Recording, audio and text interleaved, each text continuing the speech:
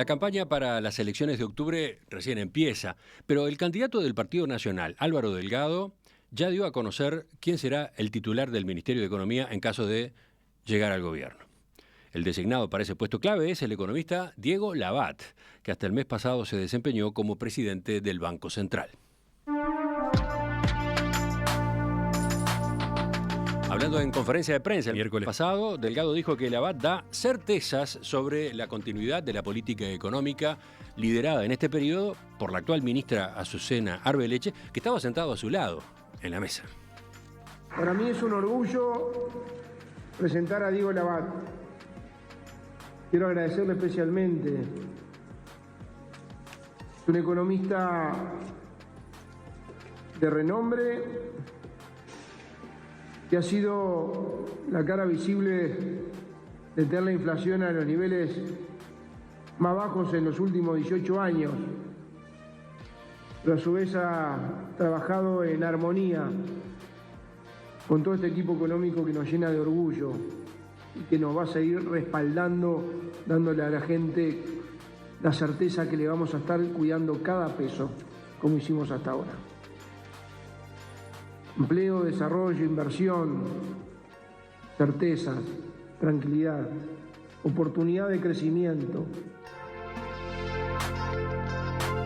Vamos a profundizar en esta noticia, vamos a conocer cómo la vivió el propio Labat, vamos a preguntar por su visión de la economía y los desafíos que estarán en la agenda del próximo gobierno. Economista Labat, buen día, gracias por acompañarnos. Buen día, Emiliano, un gusto y bueno, muchas gracias por la invitación. Le propongo que empecemos ubicándolo brevemente, porque usted es conocido, pero ahora juega otro papel, estamos en campaña electoral, creo que conviene revisar algunos datos personales. 54 años, sí, casado, sí, cuatro hijos, ¿de qué edades? 31, 29, 25 y 17, la niña más chica. Así que entonces el hogar está en plena transformación. Sí, ya con algunos independizados y bueno. Usted es economista, decía yo, y contador público, sí, graduado en la Universidad de la República. Tiene especializaciones en desarrollo corporativo y dirección de empresas.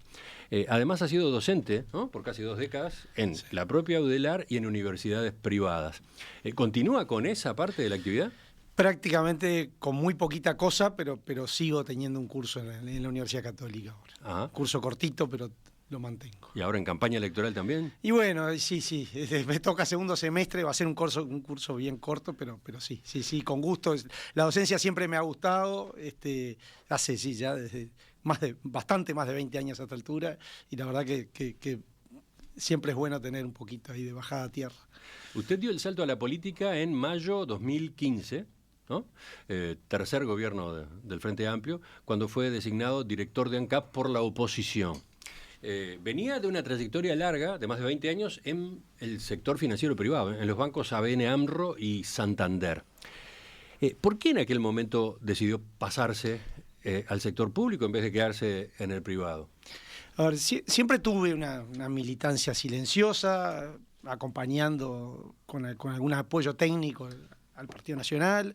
Y bueno, de alguna manera, el actual presidente de la República, Luis Lacalle Pou, el hoy candidato Álvaro Delgado, conversaron conmigo, me motivaron, vi un desafío en ANCAP y bueno, me pareció dar el salto. A veces uno a veces se queja de las políticas públicas, se queja de ciertas cosas y bueno, a veces hay momentos en la vida que hay que tomar decisiones y dar esos saltos. Yo que estoy muy contento, creo que el periodo de ANCAP fue un periodo muy lindo, muy complejo, porque me tocó cuando asumí al mes y poquito, le llevé una carilla y media al presidente Lacalle Pou, le llevé una carilla y media un poco con lo que era mi diagnóstico de ANCAP, y a partir de eso también se dispararon un montón de cosas, porque bueno, se veía como la gestión era mala.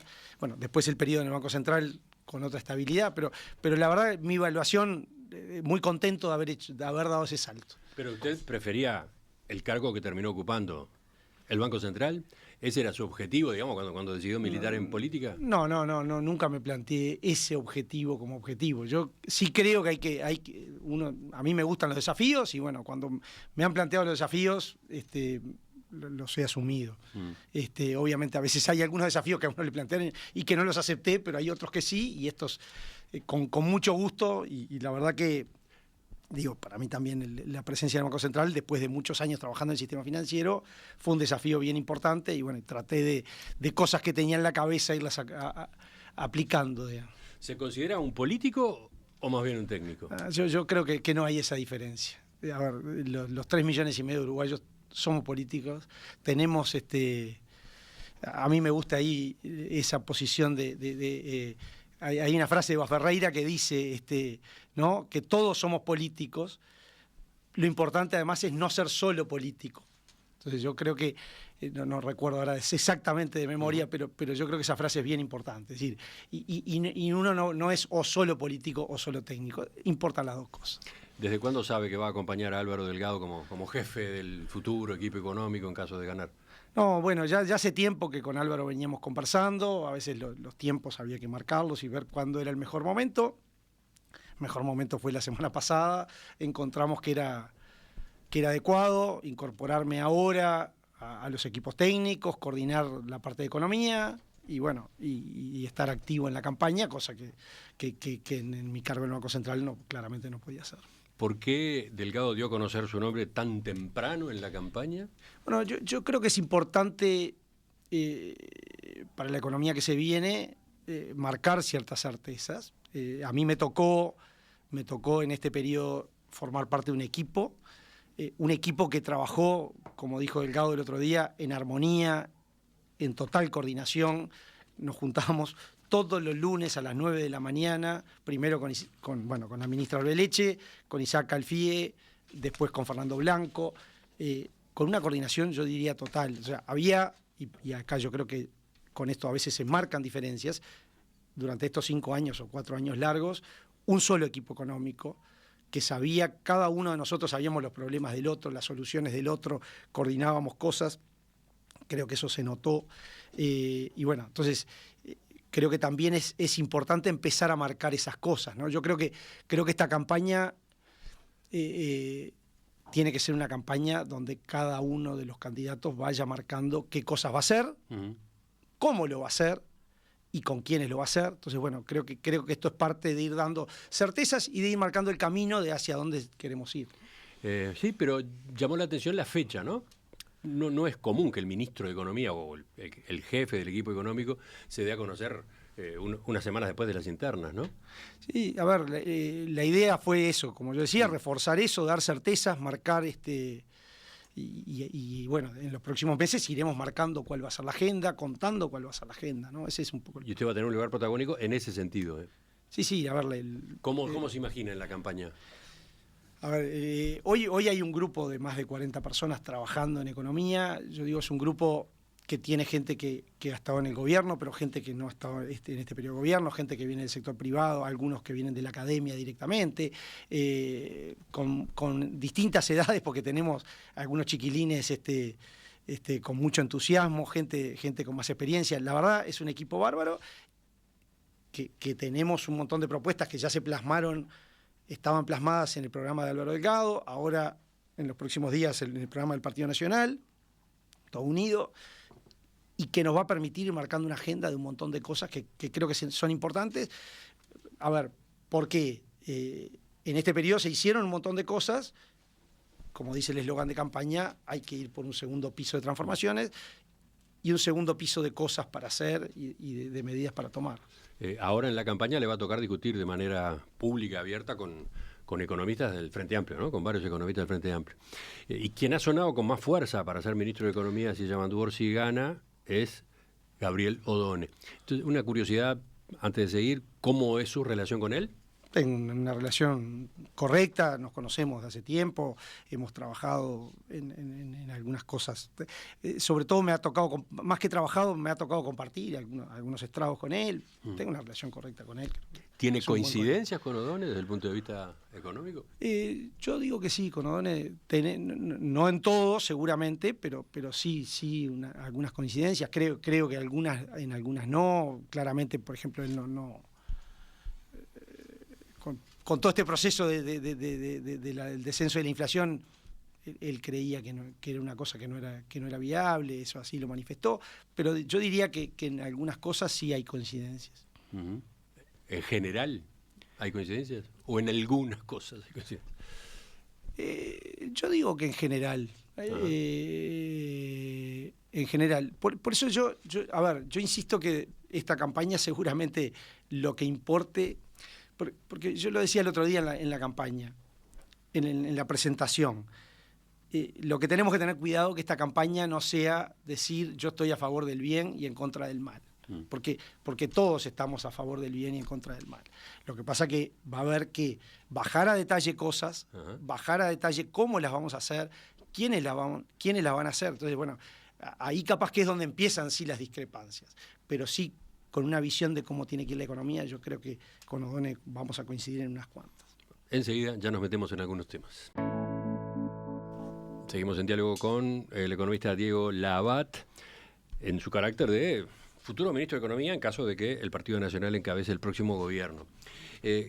Labat, su gestión en el Banco Central es destacada en el oficialismo por el control de la inflación a niveles históricamente bajos. Acá estaba mirando mensajes de los oyentes y llega uno que dice: Martín, Labat nos demostró a los uruguayos que podemos tener una inflación baja.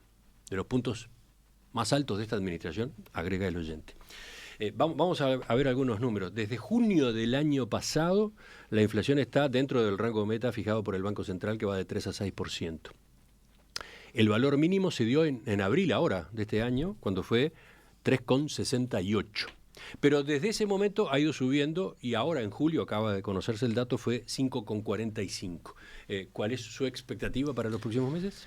A ver, la inflación está en el rango, hace 14 meses en el rango. La proyección que teníamos y sigue teniendo el Banco Central es que la inflación esté en el rango meta por 24, en la proyección que se hace de 24 meses, terminando a los 24 meses en 4,5, que es el centro del rango. Pero ahora está en 5,45, sí, ¿no se saldrá del rango? No, yo digo que no. Seguramente, yo creo que el número de agosto, teníamos meses en el año pasado, un tema de base, algunos meses que habían sido negativos el año pasado, eso hace que el ajuste sea al alza, pero igual si uno mira el dato mensual, este mes 0,11, o sea, son mediciones mensuales igual bajitas. Seguramente en agosto pueda subir un poquito más, pero no salirse del rango. Y seguramente septiembre y octubre vuelva a caer. Nuestra proyección sigue siendo una inflación que termine en el entorno de 4,9, 5 a fin de año. Entonces, la inflación está bajo control. Yo de todas maneras, yo digo ahí, me parece que lo más relevante, más que haber bajado de 8 a 4,5, a 5, es el mensaje del sí se puede. Porque, Emiliano, en 2020 la discusión era: Uruguay es un país dolarizado, la inflación no se puede bajar, estamos condenados a tener la inflación en el 8%, eso no se puede. Y ese era como el mensaje del pensamiento general de la sociedad y de muchos colegas. Entonces, yo creo que a veces los uruguayos nos embretamos en esas cosas. A mí me ha tocado en esto estar en unos cuantos foros en el exterior y siempre me preguntan por Uruguay y me preguntan cosas y yo digo, bueno, en Uruguay los cambios son muy lentos, porque nos cuesta cambiar. Una vez que cambiamos, las cosas se mantienen. Ahora, nos cuesta cambiar. Y a veces nosotros mismos nos embretamos en cosas que no deberían ser tan complejas. Ahora, ese éxito en el combate a la inflación tiene una contracara. El cuestionamiento desde el sector exportador, desde gremiales agropecuarias, que dicen que se logró a costa de atraso cambiario, que a su vez les quitó competitividad. Mire, la prensa esta mañana, título en La Diaria: Federación Rural y un solo Uruguay cuestionaron la política económica de Diego Labat. Faltó la segunda parte de la película que era corregir el atraso cambiario, dice la Federación Rural. A ver, yo lo he repetido, el tipo de cambio en Uruguay flota, con lo cual ese es el mejor precio que podemos conocer del dólar, con lo cual, bueno, esos comentarios de atraso cambiario me parece que no corresponden. Pero hablemos en todo caso de pérdida de competitividad de sectores de la actividad nacional. Ahí va. Primero, creo que vale aclarar que los movimientos del dólar responden a otras cuestiones mucho más allá que lo que haya hecho la política monetaria, un ingreso de inversión extranjera récord en estos años, precios de exportaciones que no todo el periodo, pero muy buena parte de este periodo tuvieron buenos precios. Todas esas cosas contribuyeron a que el peso se apreciara y a lo que por ahí preocupa. Entonces, eso por un lado, para entender que no es la política monetaria la que hizo comportar al dólar como se comportó. Las razones están en otro lado. Dicho esto, sí creo que es importante preocuparse por los problemas de competitividad de la economía. Eso está claro. Y ahí capaz que le pregunto ya, entre comillas, como ministro. No como presidente del Banco Central que ha sido, sino como ministro y como jefe del equipo económico. Voy acá a Gabriel Odone, justamente. Él dijo el año pasado, el precio que se pagó por la caída de la inflación fue un desajuste cambiario importante que en este contexto se nota mucho más. No es un precio que yo hubiera pagado, dijo Odone, o si lo hacía, habría sido en el entorno de un plan más consistente. O sea, él habla del conjunto, ¿no? De un plan más consistente. Porque se afectó al comercio del litoral, se afectó al exportador y no hubo un programa de reformas micro para atacar el nivel de precios o para ayudar a desindexar la economía posteriormente. Y todo para morderle un punto porcentual a la inflación. A ver, vamos con su respuesta de a poco. A ver, yo creo que cuando además se habla, por ejemplo, ahí mencionabas los problemas del litoral, claramente, y creo que ha quedado bastante claro, los problemas no estaban de este lado, los problemas estaban fundamentalmente del lado argentino. No, pero la pregunta es, ¿qué se pudo haber hecho desde el gobierno para asistir, para respaldar, para compensar, ¿no? El gobierno compensó con mayor rebaja en los combustibles, en los impuestos a los combustibles, compensó con una serie de medidas que se hizo lo que se podía hacer y era casi imposible cubrir todos los problemas que Argentina nos transfería. Entonces, yo creo que el gobierno hizo mucho por el litoral. Obviamente puede que no sea suficiente, pero que hizo mucho. Entonces, yo creo que la pregunta a veces la tendríamos que hacer al revés. ¿Uruguay tiene problemas de competitividad? Sí. Ahora, ¿nosotros creemos que si la inflación estuviera en 10%, la competitividad se resolvería? No. Ajá, entiendo por dónde va. A ver. Porque eso es 1960, donde había algunas teorías que decían, bueno, dejamos un poco más de inflación y la actividad va a mejorar. Y eso hace 50 años que quedó demostrado que no funciona y que claramente. Entonces, ¿con más inflación resolvemos el problema de competitividad? No, los problemas de competitividad se resuelven con otras cosas. A ver, dijo la ministra Elisa Facio, en una entrevista que hicimos acá hace pocas semanas, que los empresarios tienen que dejar de mirar el tipo de cambio como su único problema. El tipo de cambio es un dato y con ese dato los empresarios tienen que preguntarse qué pueden hacer para mejorar su gestión, para mejorar aspectos de su producción que hacen a la competitividad. ¿Usted coincide con esa visión? No, a ver, coincido parcialmente, sí creo que desde el gobierno, y si me toca estar en el cargo el próximo periodo, hay que mirar con mucha preocupación la competitividad y hay muchas cosas para hacer. Ah, bueno. Entonces no es un tema solo de los empresarios que deben lograr mayor eficiencia por sus lados, mejorar la competitividad en lo interno. Claro, a ver, los empresarios, por supuesto, tienen que siempre estar tratando de mejorar la eficiencia y lo primero que tiene que hacer el gobierno es dar los incentivos para que eso suceda, para que el sector privado mejore eficiencia, mejore productividad. Dicho esto, desde el Estado y del gobierno se tienen que hacer un montón de cosas y yo creo que se han hecho en este periodo unas cuantas cosas y creo que hay un segundo piso donde hay que seguir avanzando. Bueno, veamos qué concretamente. Decía Odone que habían faltado reformas micro para atacar el nivel de precios. A ver, yo creo que las reformas micro son absolutamente importantes. Decodifiquemos ese término. Pero yo quiero ir a alguna cosa antes de la reforma micro. Yo creo que quizás el primer deber es avanzar aún bastante más en apertura de la economía. La economía uruguaya todavía no está lo suficientemente abierta como Uruguay como país chico debería estar. Ahí el gobierno ha tratado de avanzar con distintos acuerdos con distintos países, pero hay mucho más camino para recorrer. Ahí desde la campaña de Delgado ahora se plantean algunas reformas institucionales en el papel que tiene que cumplir el Ministerio de Relaciones, en potenciar Uruguay 21, que tienen que ir por ese lado.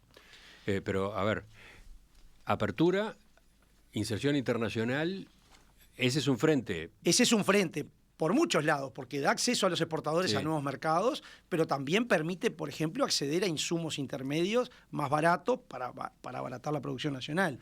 Es decir, la apertura tiene un montón de ventajas. ¿Pero hay forma de lograr resultados rápidos en esa materia? Yo creo que sí, yo creo que hay cuestiones que tienen que ver con accesos a mercados y hay muchas cuestiones que tienen que ver con decisiones unilaterales de Uruguay, con trabas que nosotros mismos ponemos a veces y que hay que ir corrigiendo. Bueno, ahí voy a citar al economista Pablo Rosselli, a quien escuchamos habitualmente acá en el programa a través de los espacios a cargo de Exante.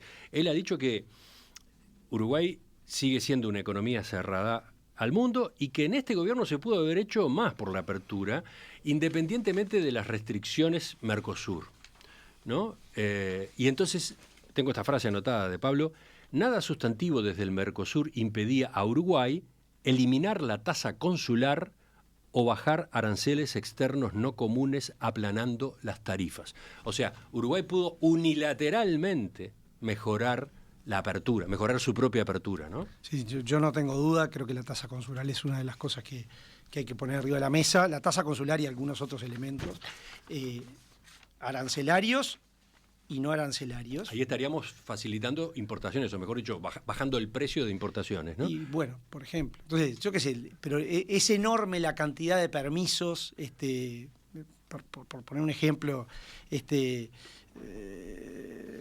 por ejemplo, que pasan de repente meses en algún ministerio, demorando algunos bienes que se usan, por ejemplo, el otro día me contaban algunos bienes para la salud, pero que también se pueden importar para cosas que no son para la salud. Entonces, igual esos bienes tienen que pasar por el Ministerio de Salud Pública. Bueno, de esas trabas hay un montón y hay que resolverlas. Y esas cosas no dependen ni de Estados Unidos, ni de China, ni de la Unión Europea, dependen solo de nosotros. Entonces, yo creo que hay que avanzar.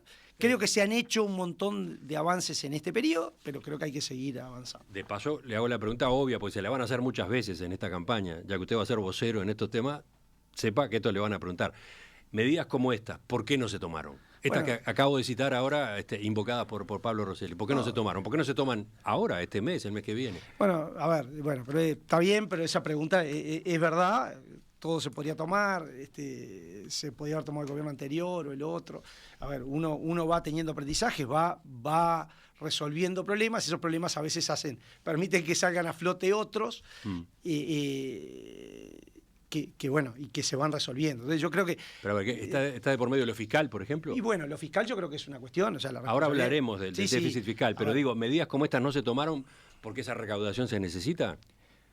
Bueno, ahí tendría que preguntar al actual ministerio. Yo no me quiero meter en por qué en eso, pero sí yo creo que en la medida que haya espacio para hacerlo, es una de las primeras cosas que hay que ir corrigiendo para dar mayor apertura. Porque después vamos al segundo punto. Bueno, usted hablaba de algo más. ¿Qué más? Claro, yo decía, el cuidado de los dineros públicos claramente tiene que ver con la competitividad. El papel que tiene que cumplir el Estado. Por dos lados. Lo que tiene que ver con el gasto, porque el gasto al final alguien lo termina pagando y son mochilas que el sector productivo termina pagando. Y además el Estado como regulador y como sobreregulador en un montón de cosas. Y ahí sí vamos a las reformas micro. Del gasto quiero preguntarle en la segunda parte de la entrevista. Hablemos, en todo caso, ahora sí, de estas reformas. ¿De qué reformas se está comentando? Cuando uno dice estas reformas micro, yo lo que siento es que son todas cositas chiquitas con las cuales el país puede convivir. Yo el otro día daba un ejemplo, pero a ver, yo tengo una olla en mi casa que tiene el mango de madera medio roto y se desarma. Y yo la sigo usando. Ahora, ¿puedo seguir viviendo con esa olla que algún día se me va, ya una vez se me cayó, llena de arroz y se me cayó. ¿Puedo seguir conviviendo con eso? Y bueno, puedo seguir conviviendo, porque me cuido cada vez que voy a agarrar la olla, miro.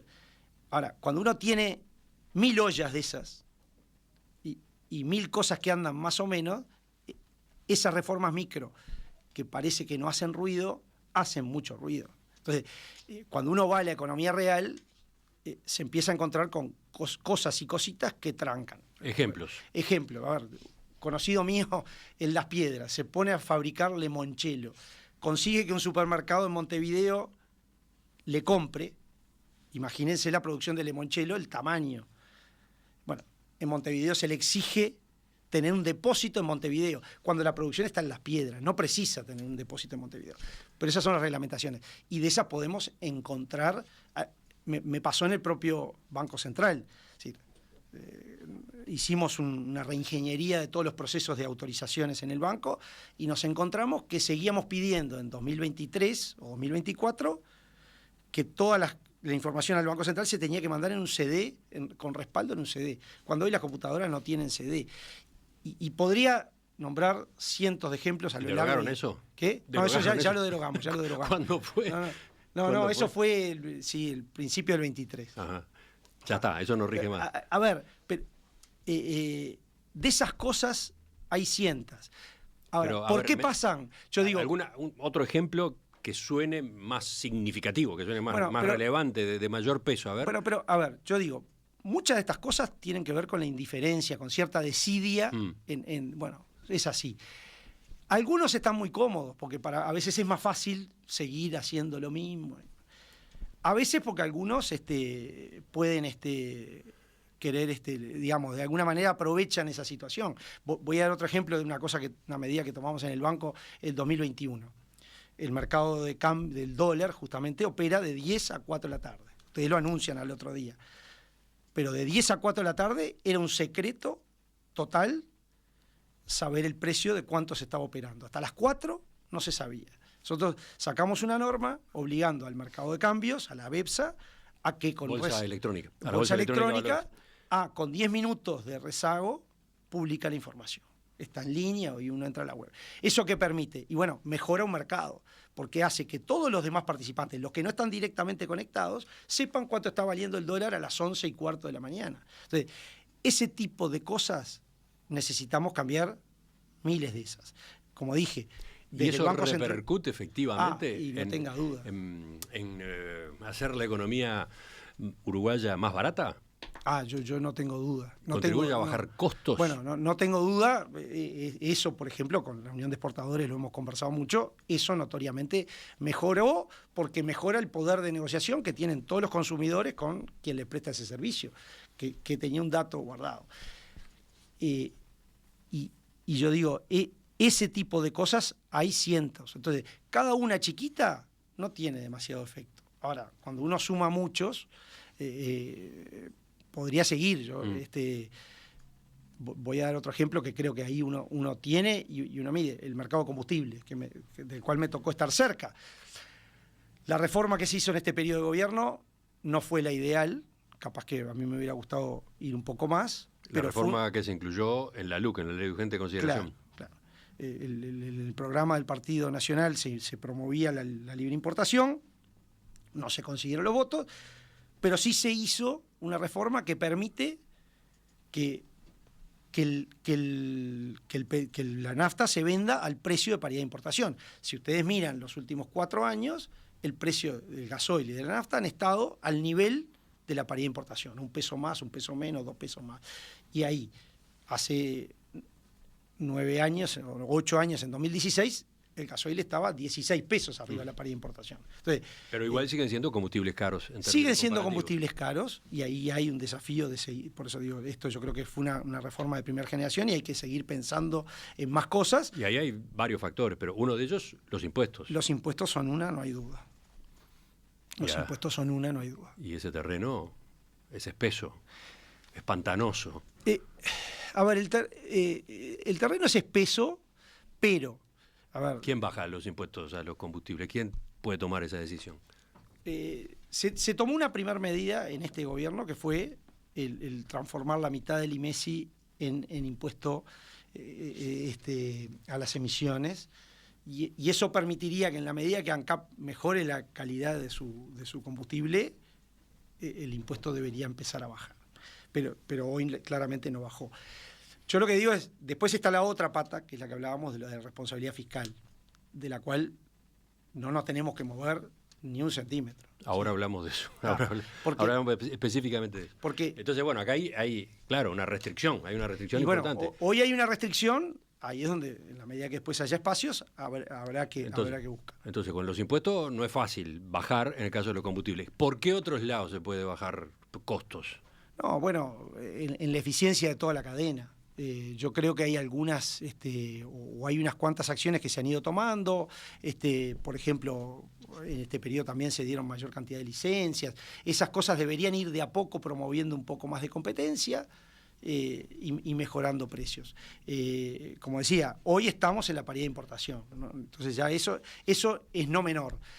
Ojalá podamos en algún momento además bajar la carga impositiva. Hoy no, creo que no está en agenda, claramente. Pero entonces, a ver, para llevarlo a términos más concretos y prácticos, ¿en qué momento del próximo periodo de gobierno se podría notar una baja significativa del precio de los combustibles? No, yo creo que estamos en este periodo con precio de paridad de importación. Eso ya es importante. Después, nosotros estamos planteando volver a discutir el tema de la libre importación. Yo creo que esas cosas hay que discutirlas. Difícil, ¿no? Y difícil. bueno, habrá que ver dentro si hay de la mayorías. propia coalición de gobierno no hay mucho ambiente. Bueno, habrá que ver las mayorías y ahí cada uno sabrá hasta dónde importa o no importa al final el precio del combustible, ¿no? Y con las otras medidas, por ejemplo, con estas relativas a la cadena, ¿qué baja de costos, de precios tarifarios se puede dar? No, también importa que la propia competencia, no nos olvidemos que hoy son precios máximos. Bueno, yo creo que a veces la propia competencia puede ir fomentando que de repente alguno empiece a no cobrar los precios máximos. Eso, yo creo que ese es uno de los caminos también para ir mejorando, ¿no? Álvaro Delgado, el candidato presidencial del Partido Nacional, presentó la semana pasada a Diego Labat como su ministro de Economía y Finanzas para el caso de que los blancos encabecen el próximo gobierno. Con él estamos conversando esta mañana, evaluando cómo está la economía al final de esta administración y por dónde irían las medidas de ese segundo piso de reformas. A propósito de los temas que veníamos tratando en la parte anterior, ¿no? Tipo de cambio, baja de la inflación, pero tipo de cambio alto, o problemas de competitividad y una economía cara. Tengo acá este mensaje de Pablo que dice: el Uruguay tiene dos monedas. El dólar flota libre en un país en el que se ha hecho de todo con la otra moneda. Te refiere al peso, ¿no? Tasas de interés, no permitir la compra de dólares a las empresas públicas, no permitir a las AFAPs invertir en dólares, déficit fiscal enorme, etcétera. A ver, para cerrar lo que veníamos discutiendo, ¿qué responde a este mensaje? No, a ver, hay alguna aclaración. Sí está claro que Uruguay tiene dos monedas. Sí, las empresas públicas no solo pueden, sino que compran. En todo este periodo de gobierno dejaron de... Antes, en la historia, las empresas públicas muchas veces le compraban directamente al Banco Central. Ahora están comprando en el mercado, como absolutamente independientes y autónomas que son, y funciona. ¿Desde cuándo rige esa forma de operar? Yo diría que desde el 21, y deben haber hecho las últimas operaciones, que eran operaciones que venían pactadas desde hace más tiempo, en principios del 22. Y desde ahí dejaron de operar con otra cosa que no sea el mercado de cambios. O sea, son jugadores bien relevantes que compran en el mercado de cambios y funciona. Eso está resuelto. O sea, la presión al alza que puedan ejercer las empresas públicas comprando ya está. Ya está ocurriendo. Eso está ocurriendo. Compran todos los días y además esto compran muy bien. Y nosotros tenemos algún indicador de los precios a los que compran y han comprado muy bien. O sea que ahí ha habido un buen desempeño y una eficiencia en eso. Yo sí digo, creo que lo otro que preguntaba, bueno, el tema fiscal, no hay duda. Sí, a ver, los números fiscales o el gasto fiscal sí es una cosa importante, sobre la competitividad. Hay que seguir cuidando los dineros públicos. ¿Qué pasa allí? A ver, con los últimos datos, el déficit consolidado de todo el sector público es 4,4% del PBI.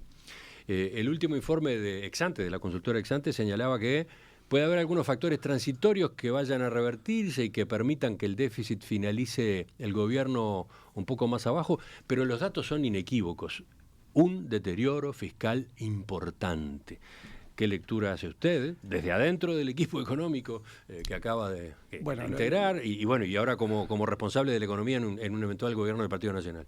Yo digo tres cosas de eso. La primera es, como tú mismo decías, las proyecciones son que va a cerrar el año bastante mejor de lo que se cerró en el 2019, que es lo que a veces se critica, porque hay claros indicios de que los números de ahora van a mejorar de acá a fin de año. Eso, primera cosa. Frente Amplio, consultoras privadas dicen que va a cerrar esta administración con un déficit fiscal muy similar al de 2019, que fue 4,3% del PBI. A ver, no son las proyecciones que hoy tiene las que están en la propia rendición de cuentas, las que hoy tiene el Ministerio de Economía. El Ministerio de Economía espera cerrar, hoy ya está bastante más abajo que eso, y el Ministerio de Economía espera cerrar mejor a fin de año. Eso, primera cosa.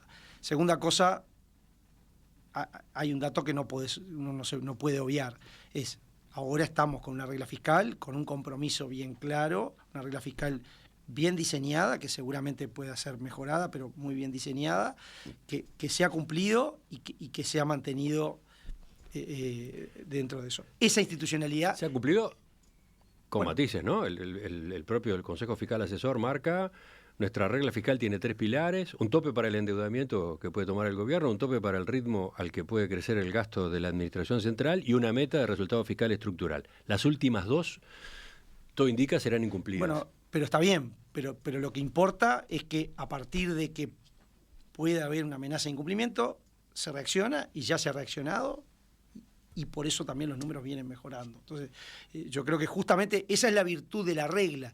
Es como yo decía con la inflación. Es decir, ¿a qué nos comprometíamos en el Banco Central? No nos comprometemos y firmamos que la inflación va a estar siempre entre 3 y 6. Lo que nosotros decimos es, si se empieza a ir del centro del rango y se empieza a ir de 4,5, nosotros reaccionamos. Y eso es lo más importante, y claramente el Ministerio de Economía ha reaccionado. Eso es segunda cosa.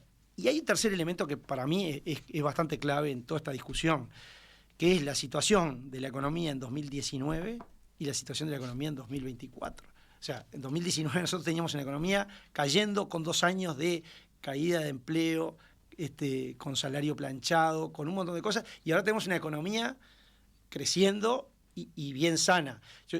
Siguiendo a Pablo Rosselli, yo recomiendo, y ustedes lo mostraron, no sé, por mayo, junio, la encuesta que hace la encuesta de expectativas empresariales. De expectativas empresariales. Y ustedes van a ver el índice, el clima general de negocios. Hay varios indicadores que marcan lo mismo, pero el clima general de negocios, en la última encuesta de Rosselli, marca que el 88% de las empresas ve que es bueno o muy bueno. 88%. La última encuesta de 2019, ¿cuánto era ese número? Era 12%.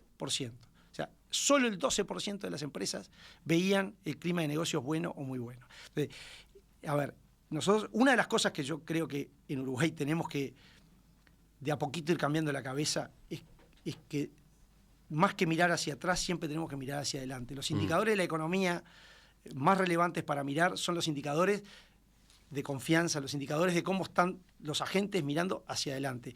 Y claramente hoy la economía está muy distinta de lo que estaba hace 5 años. Ahora, volviendo al terreno fiscal, la consolidación fiscal que prometió el Partido Nacional en campaña no parece haberse cumplido.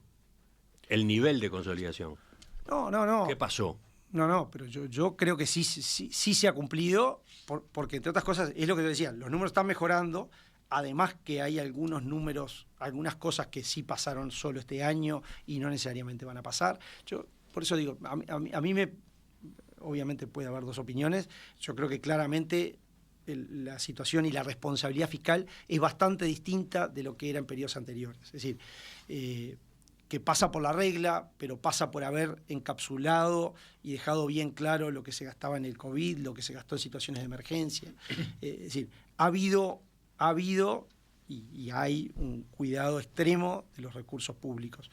En algunos casos, como ahora, con algún número un poco peor, pero claramente con una reacción inmediata y con el cuidado de la responsabilidad fiscal. Es decir, yo creo que no, hasta por una cuestión de actitud, son distintas las situaciones. Lo otro que está permanentemente en discusión es con qué limitaciones asumirá la próxima administración. A partir de números como estos que hemos estado comentando y otros, se señala que el próximo gobierno tendrá que manejarse con limitaciones significativas.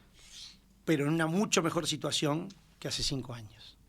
Digo, nosotros hace 5 años recibimos una economía estancada o en caída, con varios indicadores en caída, donde estaba en riesgo el grado inversor, donde estaba en riesgo varias cosas, e iniciamos con una pandemia a los 13 días y todo el equipo económico y todo el gobierno asumió la responsabilidad y mantuvo el barco en el medio de la tormenta y la manejó con orden y con responsabilidad. Y yo creo que eso es bien relevante. Entonces, la nueva administración va a recibir una economía con mucho mejor salud que la que tenía hace 5 años. Pero advierten varios economistas y dirigentes políticos también que no se va a poder aumentar el gasto, que va a haber que, en todo caso, reordenar, recortar acá para subir allá si es necesario. A ver, yo creo que el proceso de racionalización del gasto hay que hacerlo. Debería ser en el Estado una cuestión permanente, sí. Porque a veces uno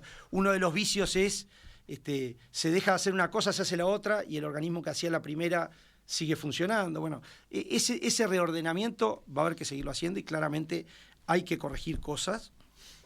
Me preguntará por qué no se hicieron ahora. Bueno, se han hecho unas cuantas, seguramente nos encontremos con más cosas para hacer para adelante. Entonces, eso es importante y vuelvo al tema de hoy. Como nos importa la competitividad, el cuidado de cada peso es absolutamente relevante. Pero a ver, si miramos al próximo periodo de gobierno, le menciono infancia y sobre todo pobreza infantil, pobreza más en general, cárceles, y podría continuar anotando rubros en los que es necesario invertir más.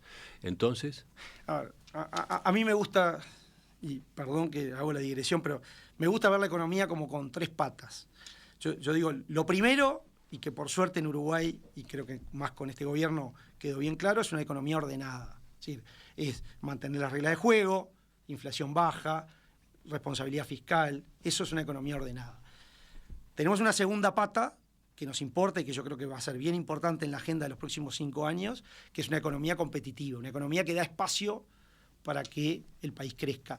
Que crezca el país, pero que crezca cada uno de los uruguayos, cada una de las empresas uruguayas. Tiene que dar aire, espacio para que eso pase. Y por eso las reformas micro, por eso no cargarle con mochilas que no le corresponden. Y hay una tercera pata, que es que estas 2 primeras cosas no sirven si eso no le llega a la gente. Entonces, ¿cuál ha sido el desvelo en estos 5 años? Y creo que se cumplió con creces, el empleo. Sí, pasamos una situación complicada, con un desempleo bien alto, hoy tenemos un desempleo en 8,1.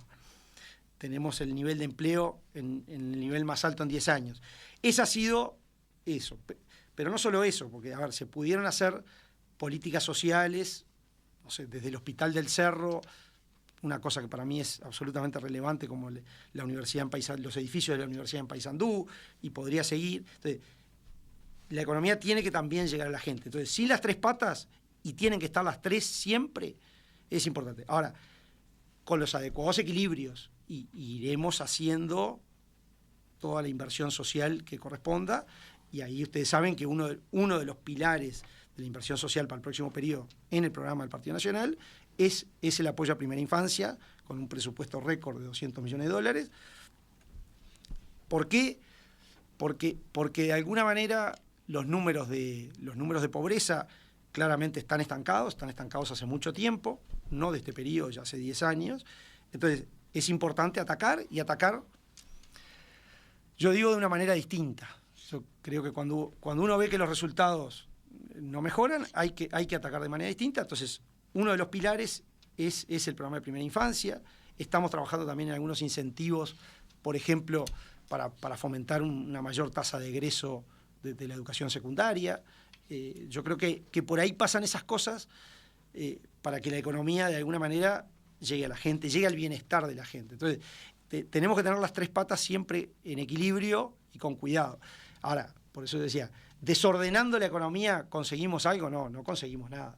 Sí, alguien dice, bueno, no, pero la economía ordenada es el único objetivo. No es el único objetivo. Ahora, es condición necesaria. Si yo no tengo la economía ordenada, seguramente los planes sociales no van a llegar y el sector productivo tampoco va a poder ser competitivo. Entonces, tenemos que cuidar las tres cosas para que la economía funcione. Miro los mensajes de los oyentes y me encuentro con más rubros en los que sería necesario invertir más, ¿no? Ejemplo, educación. Y podríamos continuar. ¿Cuál es el criterio entonces? Porque no va a abundar el dinero como para efectivamente poner más, ¿no? Usted habla ¿de qué? ¿De mejorar el gasto, de mejorar la eficiencia organismo por organismo? ¿De eso habla? Yo creo que hay que hacer una racionalización importante en muchos organismos. Racionalización, y yo diría, le agrego la digitalización de muchas cosas.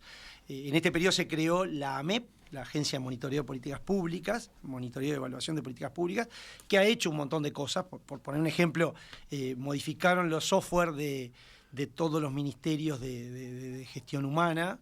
Eso es un primer piso, pero que seguramente después permita también gestionar el capital humano de todo el Estado de mejor manera. Entonces, son pasos que se van dando, que seguramente en el próximo periodo, si no se hubieran hecho las cosas que se hicieron en no lo podíamos hacer. De esos yo también podría dar muchos ejemplos de racionalizar servicios. Hay infinidad de esos ejemplos sobre los que trabajar y sobre lo que es importante. Entonces, pasa por eso. Después, a su vez, hay, tú me preguntabas, prioridades. Bueno, el programa de gobierno marca algunas prioridades. Nosotros entendemos que una de las cuestiones importantes es la primera infancia. Nos preocupa, o sea, y los niveles de pobreza en primera infancia. Entonces, por eso el plan, y un plan con $200 millones, porque tiene que ser prioridad. Pero es prioridad sobre todo porque, a ver, una de las cosas que nosotros decimos es, Uruguay tiene un montón de sectores de la economía que son muy dinámicos, ¿no? Toda la economía del conocimiento está volando. Los invito, este fin de semana hay un evento en el LATU que se llama Campus Party, y ahí van a ver robots, drones, satélites, un montón de cosas que alguno diría es otro Uruguay. No, es Uruguay, y eso es Uruguay también. Pero es importante que nosotros subamos a toda una parte de la población, que a veces está por fuera de eso, a esa economía dinámica. Y ese desafío lo tenemos con el programa de primera infancia, con otros incentivos que queremos dar para que justamente eso suceda, ¿no? Entonces, ahí es donde yo creo que están los desafíos. Y los desafíos, nosotros a veces me ha pasado, teníamos una frase en la interna que decía, a ver, más importante que la política en sí, la política pública que uno piensa, es cómo la implementa, ¿no? La gestión del cambio. Y eso a veces es lo más difícil.